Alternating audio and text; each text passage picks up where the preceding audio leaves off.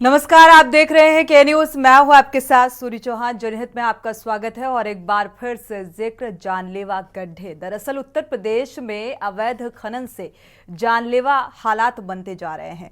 खनन से बने गड्ढे अब मौत का कारण बन रहे हैं और हाल ही में लखनऊ में 2 मासूम बच्चों की दर्दनाक मौत हो गई।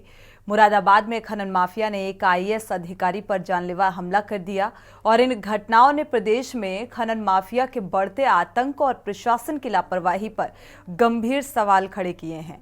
रिपोर्ट के मुताबिक लखनऊ के बाहरी इलाकों में खनन से बने एक गहरे गड्ढे में खेलते समय 2 बच्चों की जान चली गई और ये गड्ढे बारिश का पानी जमा होने से तालाब में ये गड्ढे तब्दील हो गए थे और बच्चों ने सोचा ये तालाब है, तालाब समझकर ही नहाने के लिए उतरे, जो अब जानलेवा साबित हो रहा है। बच्चों के परिवार का आरोप है कि प्रशासन ने समय रहते गड्ढों को भरने का कोई प्रयास नहीं किया। मुरादाबाद में अवैध खनन के खिलाफ कार्रवाई करने पहुंचे एक आईएएस अधिकारी पर खनन माफिया ने हमला कर दिया। अधिकारी ने खनन माफिया की गतिविधियों पर लगाम लगाने की कोशिश की, लेकिन माफिया ने उन पर हमला बोल दिया और अधिकारी को गंभीर चोटें आईं।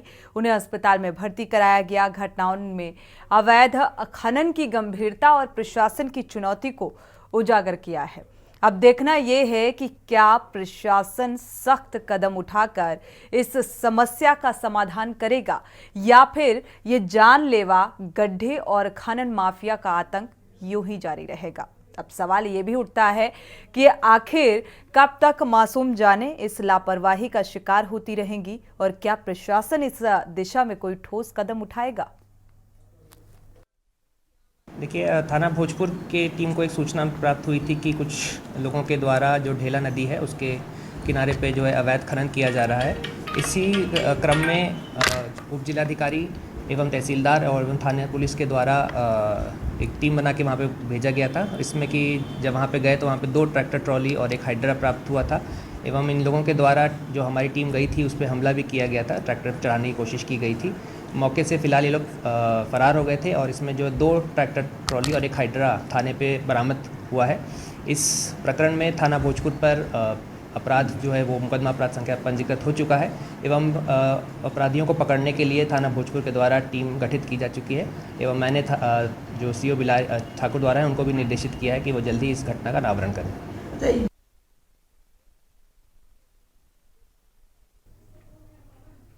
तो दरअसल एक तरफ बेखौफ खनन माफिया आईएएस अधिकारी पर हमला कर देते हैं और दूसरी जो घटना सामने आ रही है लखनऊ से कि जहां पर गड्ढा इस कदर हैं कि गड्ढों में अगर बारिश का पानी भर जाता है तो वो गड्ढे तालाब में तब्दील हो जाते हैं और मासूम बच्चे ये समझकर उसमें नहाना शुरू कर देते हैं। लेकिन वो कब मौत के आगोश में समा जाते हैं, ये खबर सामने आ रही है, ये घटनाक्रम सामने आ रहा है। तब सवाल उठता है कि आखिर जिम्मेदार कहां है। अभी हाल ही में सीएम योगी आदित्यनाथ ने सख्त हिदायत भी दी, एक बैठक भी हुई कि गड्ढा मुक्त सड़कें की जाएं। जल्द से जल्द गड्ढा मुक्त सड़कों को करने का निर्देश भी जारी किया गया है। लेकिन कितनी और जाने जाएंगी तब ये सड़कें गड्ढा मुक्त होंगी, ये भी एक अहम सवाल। तो आज जनहित में इसी बात को लेकर चर्चा करेंगे।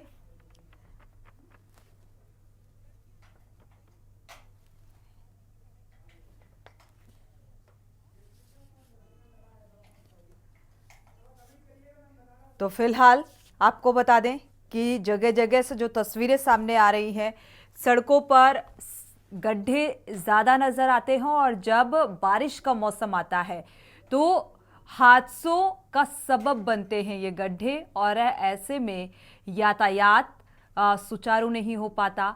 कई घटनाएं ऐसी सामने आई पिछले कुछ दिनों में और हालिया की जो घटना जिस पर हम बात कर रहे हैं, लखनऊ का जो घटनाक्रम सामने आ रहा है और ये आरोप भी इन मासूम के परिवारों का कि कई बार इस वाकये से कि सड़क में इतना बड़ा गड्ढा है, इसकी शिकायत भी की गई जिम्मेदारों से और कई बार अवगत कराया गया इस समस्या से, बावजूद इसके इस ओर कोई ध्यान नहीं दिया गया। अब 2 मासूम बच्चों की जान चली गई है। अब देखना ये होगा कि इसमें क्या अब ये गड्ढा भरा जाएगा, क्योंकि 2 मासूम बच्चों की जान गई है। हमारे साथ अजय कुमार संवाददाता जौनपुर से जुड़ चुके हैं। पवन तिवारी संवाददाता लखनऊ से जुड़ चुके हैं। लखनऊ का ये घटनाक्रम सामने आ रहा है। पहले लखनऊ का रुख कर लेते हैं पवन तिवारी का। पवन तिवारी, अगर लखनऊ का जिक्र करें तो लगभग कितने दिनों से ये गड्ढा यूं ही था?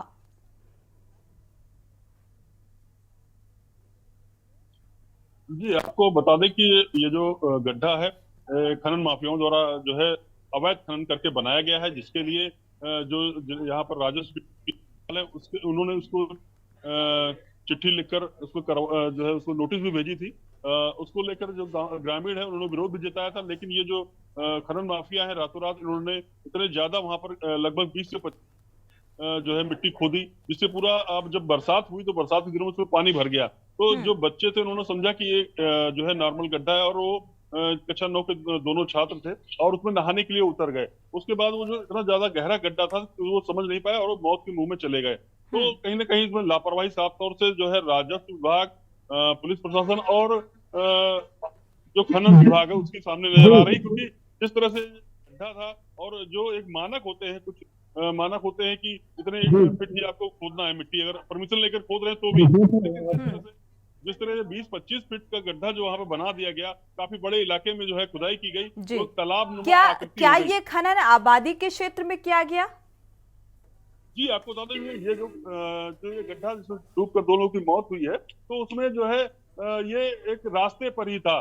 जो रास्ता कानपुर रोड से जो गांव है रहीमाबाद वहां को जाता है, और बीच में कॉलोनियां पड़ती हैं, सराफत नगर कॉलोनी है और वहीं पर शांति नगर कॉलोनी है। तो ये जो कॉलोनियां हैं तो उससे होकर ये रास्ता जाता था और रास्ते पे ये गड्ढा था। तो जब ये जो दोनों छात्र थे, कक्षा 9 के पढ़ने वाले थे और कोचिंग पढ़ कर को जो है अपने वापस घर जा रहे थे, तो इनके मन में जो है गड्ढे में जो है नहाने के सोचा इन्होंने और उसमें जो है छलांग लगाई। तो कहीं ना कहीं ये लापरवाही जो है साफ तौर से दिख रही है। इस तरह से गड्ढा सामने होने के जो है गड्ढा रास्ते में भी था और उसके बाद भी तुरंत जो है इसमें कार्रवाई नहीं की गई। तो कहीं ना कहीं प्रशासन की लापरवाही और चूक सामने नजर आ रही है। जी बिल्कुल, प्रशासनिक स्तर पर एक बड़ी लापरवाही। और सोचिए जरा, प्रशासनिक आला अधिकारियों को भी इन खनन माफियाओं के सामने नहीं चलती, क्योंकि एक आईएएस अधिकारी को खनन माफिया ने मारने की कोशिश की और जान का खतरा आईएएस अधिकारी बता रहा है।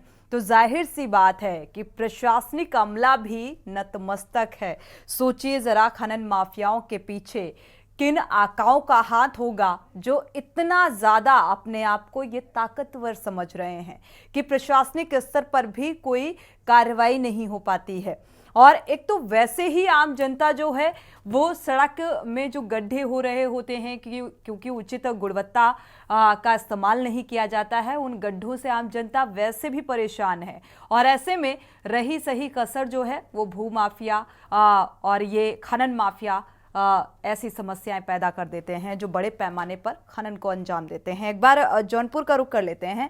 अजय कुमार शर्मा हमारे संवाददाता जुड़े हुए हैं। अजय कुमार, जौनपुर के क्या कुछ हालात नजर आ रहे हैं, क्योंकि खनन माफिया जो हैं वो काफी ज्यादा सक्रिय नजर आते हैं। अजय सिंह।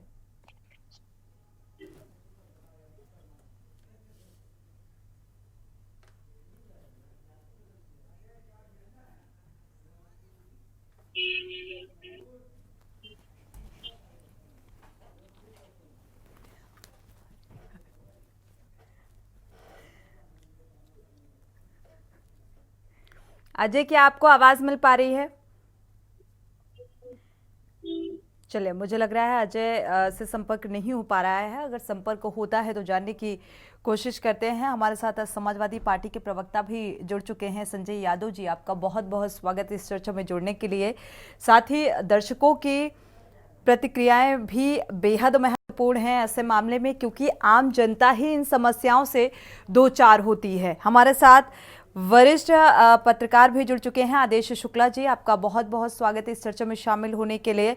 अजय, आवाज मिल पा रही है क्या आपको? जी, आवाज आ रही है जी। क्या अपडेट है जौनपुर का? जौनपुर की स्थिति की बात करें कि जब से पिछले 5 साल से जो है सीवर का यहाँ काम चल रहा है, सीवर के काम की वजह से जो है आए दिन जो है सड़कों की खुदाई होती है और उसके बाद उनको जो है बिना किसी सेफ्टी प्रिकॉशंस को लिए रखे बिना ही इसको वैसे ही गड्ढों को जो है छोड़ दिया जाता है, पाइप पे डाल करके छोड़ दिया जा रहा है। और जिसकी वजह से जो है अभी तक काम तो पूरा नहीं हो पाया है, लेकिन इसकी वजह से लगभग जो है दर्जनों की संख्या में इसके मौतें हो चुकी हैं जौनपुर में। और इसको प्रशासन को जिस प्रकार से लेना चाहिए, इसको गंभीरता से लेना चाहिए, उस प्रकार से प्रशासन गंभीरता से नहीं ले रहा है। आज की बात करें तो थोड़ी हल्की बारिश जौनपुर में हुई है और बारिश की वजह से पूरी सड़कें जो है जिनको अच्छे से पैचिंग नहीं किया गया, गड्ढे जिनको बनाया गया था, जिनके पाइप का काम हुआ था, उन गड्ढों को अच्छे से मानक विहीन काम होने की वजह से ये जो है गड्ढों वापस जिनकी पेंटिंग की गई सड़कों का, वो आज गड्ढों में तब्दील हो गए, जिसकी वजह से जो है आज दुर्घटनाग्रस्त आज स्कूली एक वैन जो है दुर्घटनाग्रस्त होती है, जिसमें बच्चे सवार होते हैं। तो ये और उसके बाद जब हम इसी सवाल को लेकर के हम जिलाधिकारी जो नवागत जिलाधिकारी दिनेश चंद्र है उनके पास हम जाते हैं, तो उन्होंने एक्सीएन को बुला करके, जल निगम के एक्सीएन को बुला करके उन्हें फटकार भी लगाई। लेकिन क्या ये पूरे प्रकरण को जो 5 साल से चल रहा है और जो जिस प्रकार से गुणवत्ता विहीन सड़कों का निर्माण हो रहा है जौनपुर में, सीवर ट्रीटमेंट प्लांट की अगर बात करें, इसी को लेकर के पूर्व में जो है यहाँ के जो मंत्री है उनसे और एक पत्रकार से काफी कहासुनी भी हुई थी, जिसमें पत्रकार को जो है देख लेने की धमकी भी मंत्री के द्वारा दी गई थी। क्या ये अब जिला प्रशासन और सरकार ये दोनों इस चीज की जिम्मेदारी बिल्कुल प्रशासन क्या करेगा जब मंत्री साहब ने ही परमिशन दे रखी है खनन करने के लिए और जिम्मेदारों को पूरी खुली छूट दे रखी है, तो ये जिम्मेदार क्या करेंगे?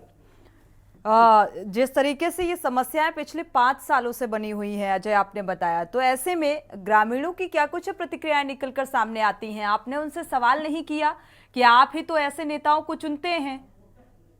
जी, पूरी यहाँ के जो शहर के जो है लोग हैं, यहाँ के जो नगर के लोग हैं, उनका साफ कहना है कि हम कर क्या सकते हैं। उन्होंने कई बार इसके लिए करके जो है तमाम संगठनों ने जिलाधिकारी को ज्ञापन भी दिया इस संबंध में कि आखिर जो है इन सड़कों को जो है समय के लिए क्यों नहीं बनाया जाता, क्यों इनको छोड़ दिया जाता है, गड्ढे बीच सड़क में क्यों ऐसे कर दिया जाता है। तो सबको लेकर के जिलाधिकारी को तमाम संगठनों ने जो है ज्ञापन भी दिया, लेकिन कार्रवाई के नाम पे जब पूर्व के जो है मनीष कुमार वर्मा जिलाधिकारी थे, उन्होंने जो है कहा था कि कार्यदायी संस्था को ब्लैकलिस्ट कर दिए हैं, लेकिन आज भी वही संस्था वापस जो है काम कर रही है। आप इससे अंदाजा लगा सकते हैं कि जो काम कर रहे हैं वो कितने जो है पावरफुल है कि आज के डेट में अगर उनकी संस्था काम मानक विहीन कर रही है, उसके बाद भी वो आज जो है जनपद में वही संस्था काम कर रही है। इससे अंदाजा लगाया जा सकता है कि जनता की समस्याओं को कितना जो है सुना जा रहा है। जी बिल्कुल, लेकिन उसके लिए जनता भी उतनी ही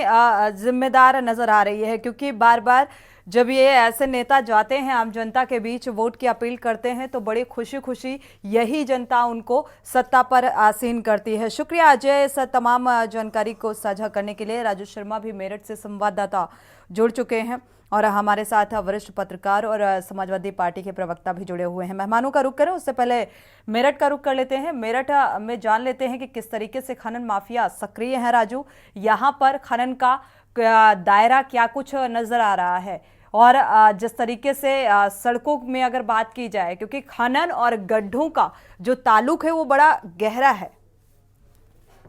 हाँ बिल्कुल सोनी, आपने बिल्कुल सही कहा कि खनन और गड्ढों का जो ताल्लुक है वो बहुत ज्यादा है, क्योंकि जब खनन होगा और जो मिट्टी लगकर रोड़ी लगकर उसमें जाएगी तो कहीं ना कहीं सड़कें जो है वो क्षतिग्रस्त होगी और उसमें जो गड्ढे हैं वो हो जाएंगे। यही मेरठ में वजह है कि खनन लगातार जारी है और खनन की वजह से सड़कें क्योंकि जो है अच्छी गुणवत्ता के अनुसार नहीं बनाई जाती तो वो समय से पहले ही टूट जाती है और फिर उसमें आम जनता गिरकर या तो चोटिल हो जाती है या फिर मौत हो जाती है। अभी बीते 1 सप्ताह पहले ही तकरीबन 17 या 18 तारीख की बात है, गड्ढे में गिरकर एक जो पत्रकार है उसकी मौत हो गई। जब उसे अस्पताल लेकर गया तो उसे डॉक्टर ने मृत घोषित कर दिया। वजह यही थी कि गड्ढे लगातार उस सड़क पर हो रहे थे।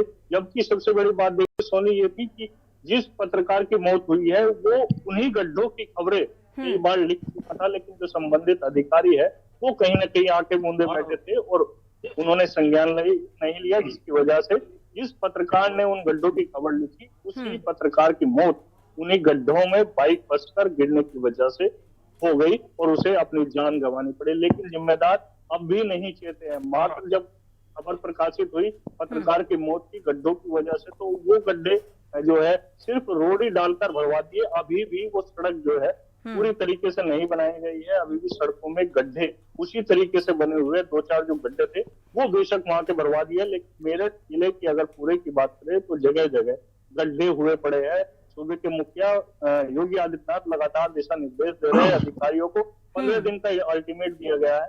अब कहा गया है कि अगर 10 अक्टूबर तक गड्ढे पूरे नहीं किए गए, भरे नहीं गए, सड़क बिल्कुल। और ये राजू टाइम भी ऐसा आता है क्योंकि फेस्टिवल की शुरुआत हो जाती है, नवरात्र का भी समय आ रहा है और इसके बाद फेस्टिवल की शुरुआत, तो एक पैच वर्क का भी काम शुरू हो जाता है। ऐसे में अब सीएम योगी आदित्यनाथ के निर्देश को कितनी गंभीरता से लिया जाता है, जिम्मेदारी से लिया जाता है, ये भी देखना होगा। क्योंकि खनन माफिया जिस तरीके से खनन कर रहे हैं और लखनऊ में इन 2 मासूमों की जान गई है, ये सवाल उठा रही है कि भाई आकाओं कब ये जिम्मेदारी समझोगे, कब फ्री हैंड प्रशासनिक स्तर पर प्रशासनिक आला अधिकारियों को काम करने दोगे, क्योंकि इसमें आम जनता इसका शिकार हो रही है।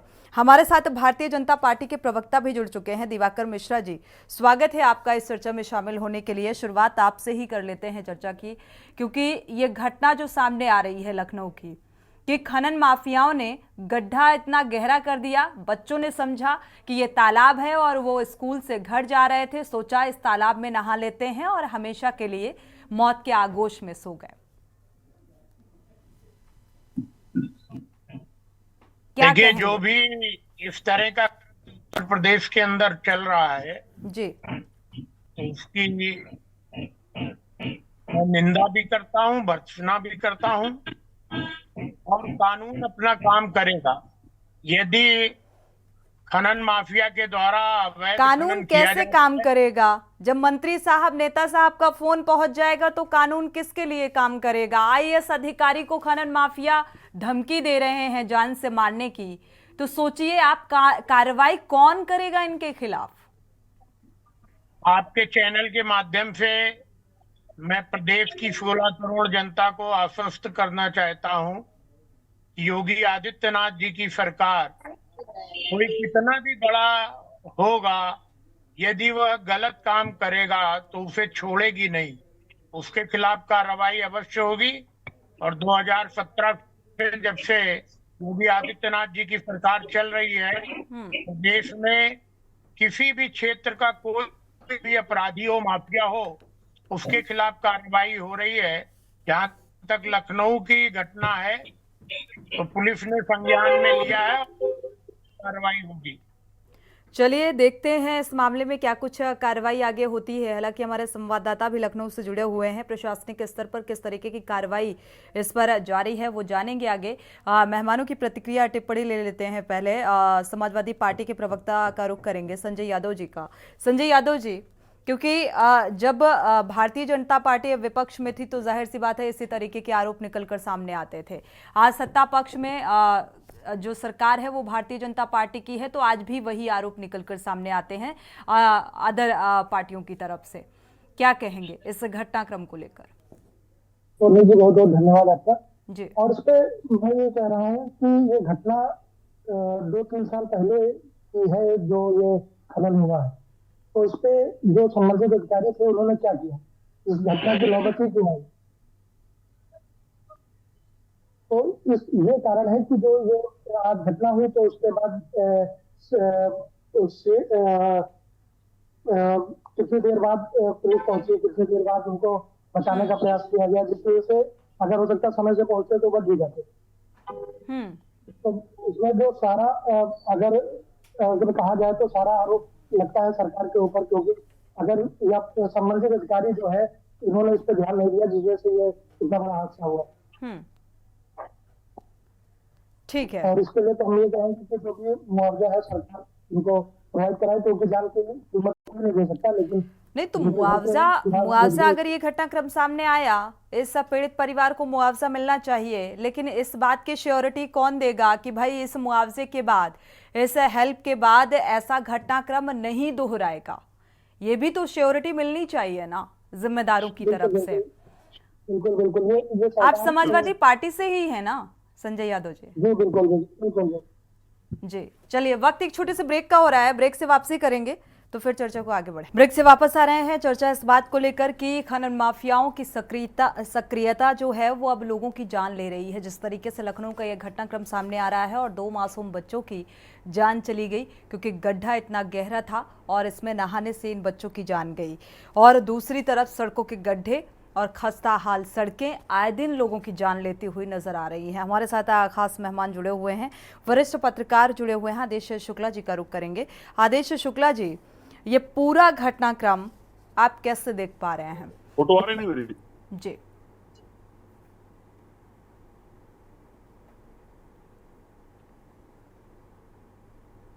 हेलो आदेश जी। जी जी। लखनऊ का ये जो घटनाक्रम सामने आया, इसे आप कैसे देख रहे हैं? किसको जिम्मेदार मान रहे हैं?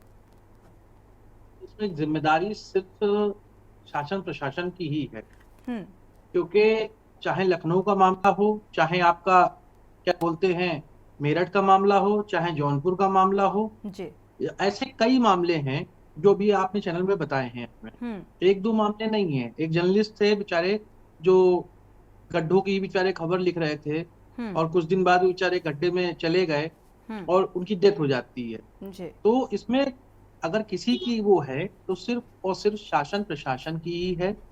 शासन प्रशासन जितना भी ये काम कराता है, पहले तो उसका एक कोई क्राइटेरिया नहीं होता है कि कहीं गड्ढा है तो उसको ठीक से करके फिर उसको या ठीक कराया जाए। अगर गड्ढा पड़ा है तो गड्ढा पड़ा है। जैसे आप देखिए मेट्रो का जब भी काम शुरू होता है, आप यहाँ कानपुर में भी मेट्रो का काम शुरू हुआ होगा, तो मुझे लगता नहीं है कि सोनी जी आपको कभी कोई दिक्कत हुई होगी, क्योंकि वो प्लान वे में करते हैं। कोई भी काम करते हैं तो लोग प्लान वे में करते हैं। ऐसे लखनऊ में जब भी मेट्रो बनी थी तो वो पूरे प्लान वे से बनी थी। आपको थोड़ी सी ट्रैफिक की दिक्कत होगी, लेकिन थोड़ा सा जाम लगेगा, लेकिन आप ये कहिए कोई गिर जाए, कोई ऐसा हो जाए, तो वैसा नहीं है। प्रशासन को उन लोगों से सीखना चाहिए कि वो लोग किस तरीके से काम को डेवलप करते हैं। होता क्या है यहाँ पे कि कभी स्मार्ट सिटी के नाम पे खुदाई होने लगती है, कभी क्या कहते हैं किसी चीज के नाम पे खुदाई होने लगती है, कभी केबल पड़ने के नाम पे खुदाई होने लगती है।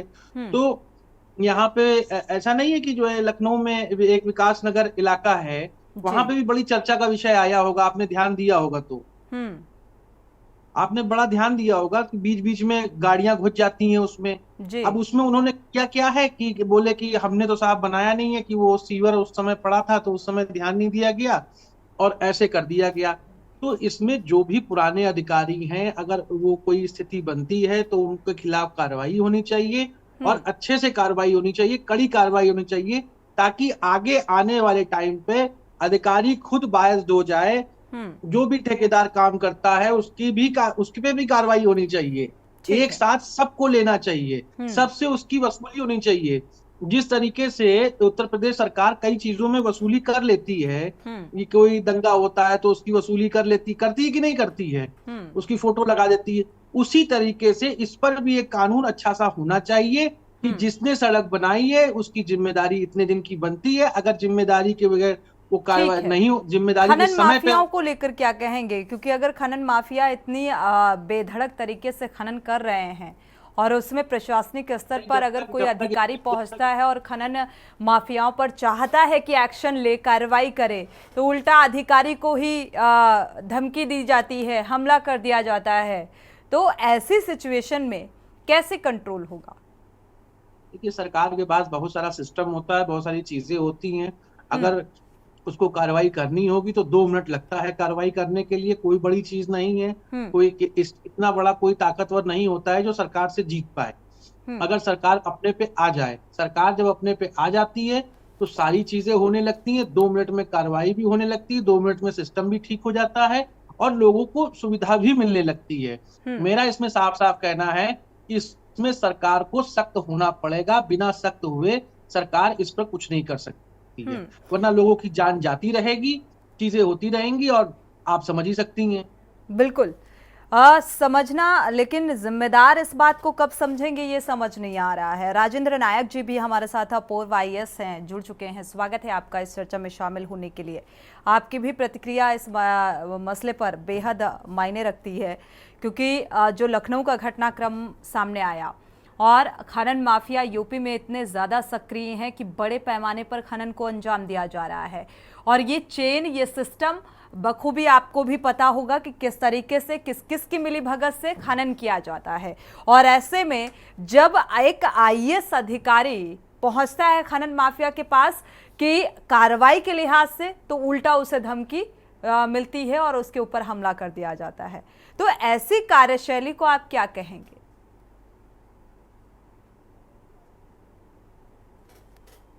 राजेंद्र नायक जी। जी, पहले तो मैं आपके सभी व्यूअर्स को नमस्कार करता हूँ जी। और देखिए, सिस्टम तो बहुत अच्छा बना रहता है जी। हर एक चीज लेट डाउन होती है और कोई भी चीज हो हमेशा स्कोप रहता है कंटिन्यूअल इम्प्रूवमेंट का।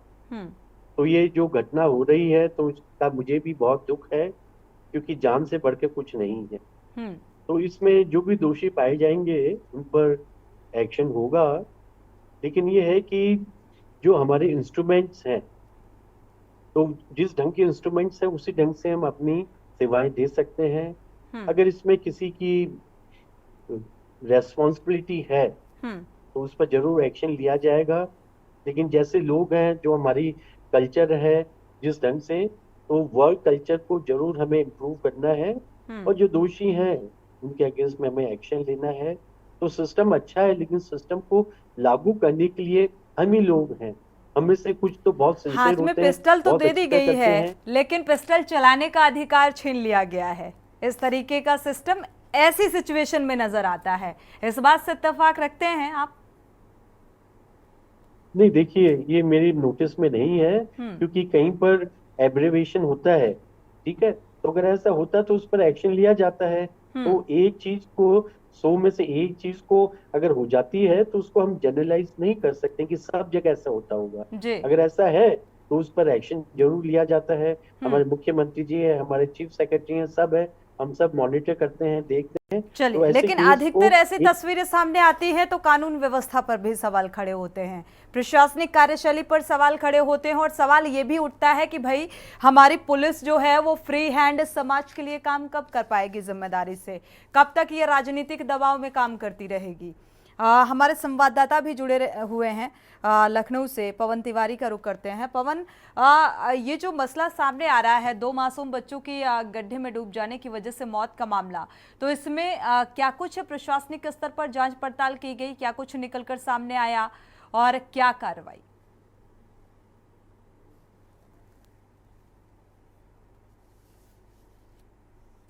अनम्यूट करिएगा पवन।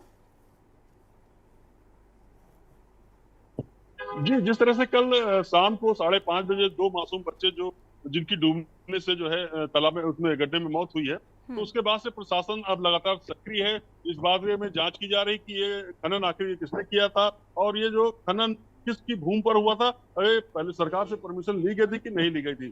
फिलहाल अभी तक इस बारे में जो है जांच पड़ताल की जा रही है और अभी तक इसमें कोई एफआईआर नहीं हुई है किसी की तरफ से। जो दोनों मासूम बच्चे थे, दोनों 9वीं कक्षा के छात्र थे और उनकी मौत हो गई।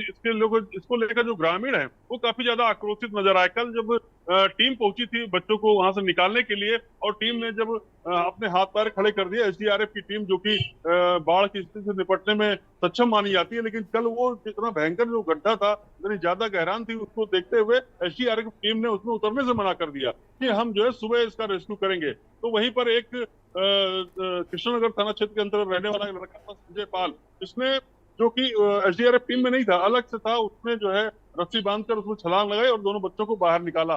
तो कहीं ना कहीं अगर बात की जाए तो इतना ज्यादा ये उसमें जो है खनन किया गया था कि काफी बड़ा उसमें गड्ढा हो गया था। और ये जो खनन माफिया है, इसके ऊपर पहले जो वहां पर तत्कालीन जो लेखपाल थे, उसमें इसको जो है नोटिस भी, लेकिन फिलहाल आज लगभग 1.5 साल बीत गए, उसके ऊपर कोई कार्रवाई नहीं हुई है। अब जब ये घटना घटी है उसके बाद जब लोगों का आक्रोश उस पर जगा है, लोग उसके बारे में पूछताछ करना शुरू कर दिए कि आखिर ये खनन किसने किया था, किसकी परमिशन से किया गया था। अब जाके लोग उसमें जो है अधिकारी सक्रिय हुए हैं और इस बारे में जांच पड़ताल की जा रही है। फिलहाल अभी तक इस बारे में कोई एफआईआर नहीं हुई है, ना ही अभी कोई जो कार्रवाई सामने तौर पर दिख रही है। हाँ, ये एक गुजरात है अधिकारी उसमें जो है उस बारे में जांच पड़ताल कर रहे हैं कि ये खनन किसकी भूमि पर है, किसकी भूमि है, क्योंकि ये जो भूमि एयरपोर्ट के जो अधिकारी हैं वो उसको अपना बता रहे हैं। अगर एयरपोर्ट की ये भूमि थी तो जब इस पर खनन हुआ था तो उन लोगों ने तो क्या कार्रवाई करवाई थी, ये भी एक बड़ा प्रश्न है। फिलहाल किसान जो है वो किसान कह रहे कि हमारी जमीन है, लेकिन किसान की जमीन थी, तो जब इसमें खनन हुआ तो किसान ने क्या कार्रवाई की, और जो खनन माफिया है उसने किसकी परमिशन से खनन किया, और इतना ज्यादा बड़ा गड्ढा मानक विहीन, अगर मान लो उसको परमिशन भी मिलती है तो परमिशन 3 से 4 फीट के खोदने की जमीन होती है, लेकिन ये कम से कम 15 से 20 फीट से ज्यादा गहरा गड्ढा था। तो इसमें कहीं ना कहीं जो लापरवाही साफ तौर से स्थानीय प्रशासन की नजर आ रही है। अब देखने वाली बात होगी कि इस पर क्या कार्रवाई की जाएगी। जी बिल्कुल, कार्रवाई क्या होगी, क्योंकि जिसने ये गड्ढा किया उसका तो नाम ही अभी अज्ञात में आ रहा है। अभी यही नहीं पता कि ये किसने खनन किया, किसने इतना गहरा गड्ढा खोदा जिसमें 2 मासूमों की डूबकर मौत हो गई। रुक करते हैं आदेश शुक्ला जी का, भारतीय जनता पार्टी के प्रवक्ता जुड़े हुए हैं। माफ कीजिएगा दिवाकर मिश्रा जी। दिवाकर जी, क्योंकि ये सवाल बेहद अहम है, क्योंकि खनन माफिया कितने सक्रिय हैं ये आप भी बखूबी जानते हैं, और मुझे लगता है राजनीतिक व्यक्ति को ये बेहतर तरीके से पता है कि ये चेन कैसे संचालित होती है, लेकिन कार्रवाई के नाम पर जीरो नजर आता है, शून्य नजर आता है। अब इस मसले पर अज्ञात के खिलाफ भी मुकदमा दर्ज नहीं किया गया अभी तक। नहीं, मुकदमा कायम हो रहा है और कार्रवाई होगी। जैसा कि मैंने पहले कहा है कि योगी आदित्यनाथ की सरकार की जा रही है, जीरो टॉलरेंस पर चल रही है, और यह जो खनन माफिया ने गड्ढा किया है जिसमें 2 मासूमों की मौत हो गई है, ये बहुत जल्दी ही कानून के शिकंजे के अंदर होंगे। और जिस तरह से उत्तर प्रदेश में माफियाओं को नेस्तनाबूद किया जा रहा है, उसी तरह इस गड्ढा करने वाले माफिया को भी नेस्तनाबूद किया जाएगा। आप लोग भी भरोसा रखें, और आपके चैनल के माध्यम से मैं प्रदेश की 16 करोड़ जनता को भी आश्वस्त करना चाहता हूं कि कोई भी माफिया योगी राज में बचने नहीं पाएगा।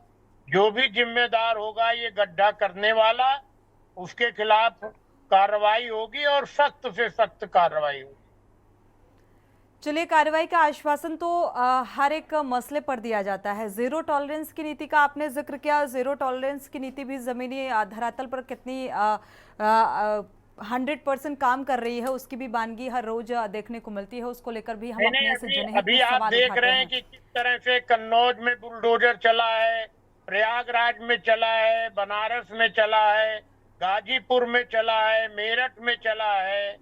हम नेस्तनाबूद कर देते हैं अपराधियों को, जो भी। चलिए, अच्छी बात है। और उन्हीं अपराधियों को जो समाजवादी पार्टी से जुड़े होते हैं, समाजवादी पार्टी के जो अपराधी हैं उनका नाम सामने आता है, उनके खिलाफ कार्रवाई की जाती है, ऐसा विपक्षी पार्टियों का मानना है, आरोप भी है ये। हमारे साथ समाजवादी पार्टी के प्रवक्ता भी जुड़े हुए हैं, संजय यादव जी का रुख कर लेते हैं। संजय यादव जी, क्योंकि माफियाओं का ताल्लुक जो है वो समाजवादी पार्टी से रहा है, ये भारतीय जनता पार्टी डंके की चोट पर कहती है, और बुलडोजर की कार्रवाई भी हो रही है। अभी पिछले दिनों जितने भी मसले सामने आए सभी को लेकर, चाहे वो अयोध्या का हो, कन्नौज का हो, कई ऐसे मामले निकलकर सामने आए जिसको लेकर समाजवादी पार्टी के ही आरोपी उसमें पाए गए। अभी नकली नोटों का जो जखीरा बरामद हुआ उसमें भी 2 जो नेता हैं वो समाजवादी पार्टी के ही पाए गए। तो खनन माफिया सक्रिय हैं, ये भी क्या समाजवादी पार्टी से ताल्लुक रखते हैं?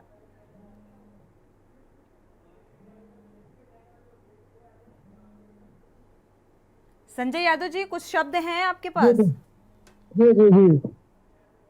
जी इसमें सरकार ने बताया 3 साल पहले ये गड्ढा खोदा गया है। नहीं, आरोप प्रत्यारोप का दौर कब तक चलता रहेगा भाई? इसमें तो आम जनता इसकी शिकार हो रही है, इस तरीके का राजनीतिकरण हो रहा है, इस तरीके से प्रशासनिक कार्रवाई हो रही है, और यहाँ पर आप लोग आरोप खेल रहे हैं।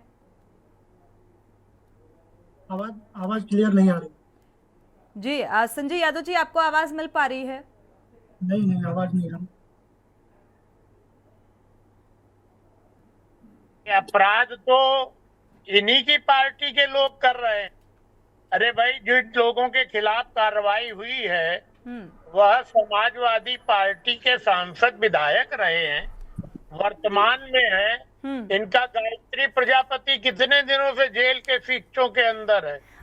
एक काम है, अतीक इन्हीं की पार्टी के थे, अफजल इन्हीं के इसीलिए तो पार्टी ये के सवाल थे। किया कि भाई संजय यादव जी को शायद अब समझ में आए इस तरीके के आरोप, भाई माफियाओं का, अपराधियों का, आरोपियों का जो जखीरा है वो समाजवादी पार्टी में ज्यादा है, इस तरीके का आरोप भारतीय जनता पार्टी की तरफ से। दिवाकर मिश्रा जी, अभी जो लखनऊ में घटनाक्रम हुआ तो क्या समाजवादी पार्टी के ही नेताओं ने ये गड्ढा किया था क्या जाकर? अगर कोई आरोपी है तो उससे कोई आप कार्रवाई खनन तो भाई जिसकी सत्ता होती है उसी की राज में खनन होता है और उन्हीं की आकाओं का बोलबाला होता है और उन्हीं की शय पर खनन किया जाता है, ये आप भी जानते हैं। अगर जो भी किसी भी पार्टी का अपराधी होता है और उसके खिलाफ एक्शन लेना चाहिए। ये अभी तक मुकदमा लिख रहे हैं, पता नहीं कितने दिन में मुकदमा लिखेंगे। अभी मिश्रा जी ने बताया मुकदमा लिखा जा रहा है और अभी प्रशासन की करना होता है। अखिलेश यादव जी नवाब सिंह यादव को बचा रहे हैं ना, कन्नौज में जो बलात्कार कांड में फंसे हुए हैं।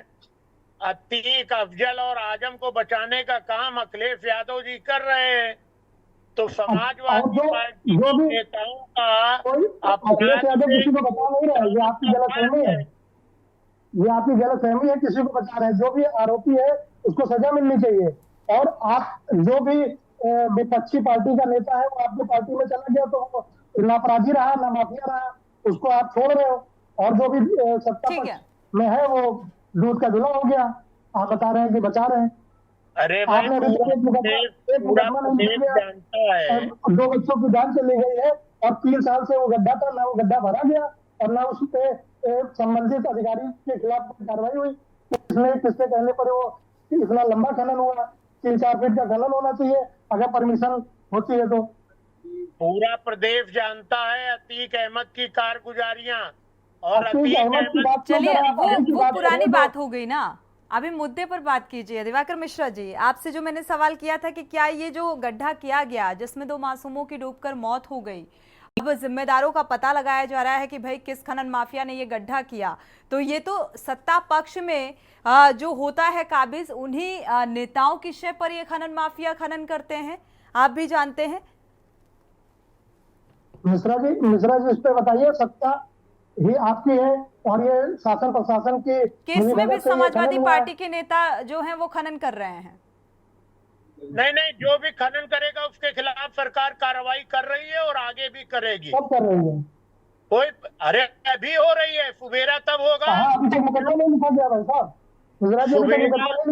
अरे भाई सुबेरा तब होगा जब ये माफिया ठीक है। पूर्व IAS भी हमारे साथ जुड़े हुए हैं, वरिष्ठ पत्रकार भी जुड़े हुए हैं, रुक कर लेते हैं।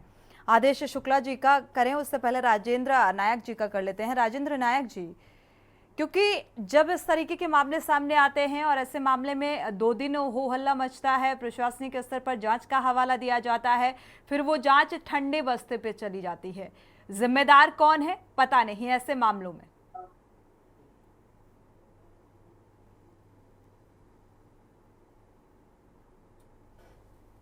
राजेंद्र नायक जी, आपको आवाज मिल पा रही क्या?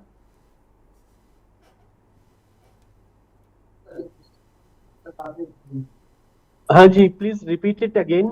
राजेंद्र जी, क्योंकि देखा जाए जिस तरीके का ये घटनाक्रम सामने आ रहा है, प्रशासनिक स्तर पर जांच का हवाला दे दिया जाता है और फिर जांच ठंडे बस्ते में चली जाती है और जो पीड़ित परिवार है वो अब इसमें प्रशासनिक स्तर पर कार्रवाई की मांग कर रहा है कि प्रशासनिक स्तर पर ठोस कार्रवाई होनी चाहिए। जिम्मेदारों का पता नहीं है कि खनन किसने किया, गड्ढा किसने किया, कितना वक्त लगेगा इस जांच में, और फिर एक वक्त के बाद जांच ठंडी पड़ जाती है। जिम्मेदारी से प्रशासनिक अमला काम कब करना शुरू करेगा? जी मैडम, ऐसा है कि हो सकता है कुछ केसेस में ऐसा हुआ हो, ठीक है ना, लेकिन ये है कि जो बीजेपी की सरकार है, योगी जी की सरकार है, हमारी पूरी कोशिश ये रहती है कि जो भी अपराधी हो उनको जल्द से जल्द उनके अगेंस्ट में एक्शन लिया जाए, क्योंकि इस आपके चैनल के माध्यम से सरकार भी सुन रही है, प्रशासन भी सुन रहा है, और मुझे पूरा विश्वास है कि उस पर जल्द से जल्द एक्शन होगा। लेकिन कई बार क्या होता है कि किसी कारणवश अगर डिले हो जाता है तो डिले को भी ये पूरी कोशिश की जाती है कि आगे से इस प्रकार से कोई डिले ना हो। और मैं जरूर सोचता हूँ कि जिस ढंग से हमारे योगी जी काम कर रहे हैं, पूरे हिंदुस्तान में फेमस हो गए हैं वो, और उनका काम अभी पूरा खत्म नहीं हुआ है, इसी काम पर वो लगे हुए हैं। तो जल्द से जल्द जो भी अपराधी इसमें होंगे उनको सामने लाया जाएगा और आवश्यक कार्रवाई जरूर जरूर होगी। Thank you. चलिए आदेश शुक्ला जी, आप इस बात से कितना इत्तेफाक रखते हैं? क्या हमारा प्रशासनिक शासन स्तर पर देखा जाए तो सीएम योगी आदित्यनाथ ने अभी बैठक भी ली, निर्देशित भी किया, और अक्सर जब इस तरीके के मामले सामने आते हैं तो संज्ञान लेकर वो नसीहत देते हैं, निर्देश भी देते हैं जिम्मेदारों को, लेकिन क्या वो जिम्मेदार जिम्मेदारी से काम करते हैं और उस काम की मॉनिटरिंग शासन स्तर पर की जाती है? देखिए, आपको एक बात पहले से स्पष्ट कर देता हूं कि योगी आदित्यनाथ जिस हिसाब से काम करते हैं, उनकी छवि है, उनका एक स्टाइल है, उनका काम करने का तरीका है, और वो अच्छा काम करते हैं, इसमें कोई दो राय नहीं है। समस्या क्या होती है कि जो नीचे के अधिकारी होते जो हैं, खराब काम करते हैं, हम उनकी बात कर रहे हैं, हम उन पे हाँ, मैं सवाल वहीं कर आ रहे रहा हूँ। जो अधिकारी हैं नीचे की समस्या क्या है कि वो आगे की चीज, वो नीचे की समस्या ये होती है कि वो कहीं ना कहीं कुछ ना कुछ सिस्टम में आ जाते हैं, किसी न किसी सिस्टम से लोभान्वित हो जाते हैं, जिसके चलते वो अपना कार्य ठीक से नहीं करते हैं। अपना काम अगर वो ठीक से करें तो ऐसी छोटी छोटी घटनाओं को देखने के लिए नहीं होना पड़ेगा। अब मुख्यमंत्री का काम नहीं है कि एक छोटी छोटी घटना, एक बार शासन को कह दिया लेकिन गया, छवि किसकी धूमिल होती है? जो सत्ता में काबिज है, सूबे के मुखिया की। हाँ, यह है, उनकी जिम्मेदारी बनती है, उसमें कोई दो राय नहीं है। मेरा इसमें यह कहना है कि प्रशासनिक अधिकारियों को इस पर सजग रहना पड़ेगा। मौसम जैसा भी होता है, मौसम ऐसा नहीं है कि आज बरसात हुई है, आज ये पानी भर गया होगा। 8 दिन पहले से मौसम विभाग चिल्ला रहा था, बार बार बता रहा था कि मौसम बदलने वाला है। ये उन्हीं का जो डिपार्टमेंट बताता है, अधिकारी तो बता रहे हैं कि भैया अगर कहीं गड्ढा है तो उसको भर लो, कहीं कोई दिक्कत है तो उसको ठीक कर लो, ताकि कोई अनहोनी घटना ना हो। मेरा ये मानना है कि अधिकारियों की लापरवाही रहती है, और जब घटना हो जाती है तो वो लीपापोती करना शुरू कर देते हैं। यानी कि आप भी मानते हैं कि प्रशासनिक स्तर पर लापरवाही बरती जाती है, और ये वाकई एक बड़ी लापरवाही है, और इसीलिए कानून व्यवस्था पर सवाल उठते हैं। देखिए, ऐसा नहीं है कि समाजवादी पार्टी की सरकार रही तो उसमें अधिकारियों ने घालमेल नहीं किया। बिल्कुल, उसमें भी खनन माफिया कितने सक्रिय रहे, और ये डंके की चोट पर आज भी कहा जाता है, लेकिन जिसकी सत्ता होती है सवाल उसी से होते हैं। हमारे सवाल उसी से बनेगा, स्वाभाविक सी बात है। जो सवाल आप पूछ रही है वही सवाल हम भी पूछ रहे हैं कमोबेश।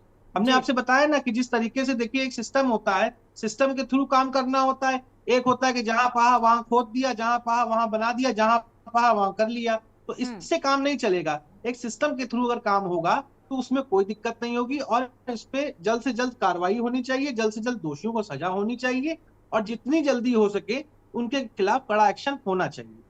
पवन तिवारी हमारे संवाददाता जुड़े हुए हैं। पवन, देखा जाए तो जो 2 मासूम बच्चों की जान गई इस गड्ढे में, उनके परिजनों की क्या कुछ प्रतिक्रिया सामने आ रही है? क्या मांग है और किस तरीके की कार्रवाई चाहते हैं?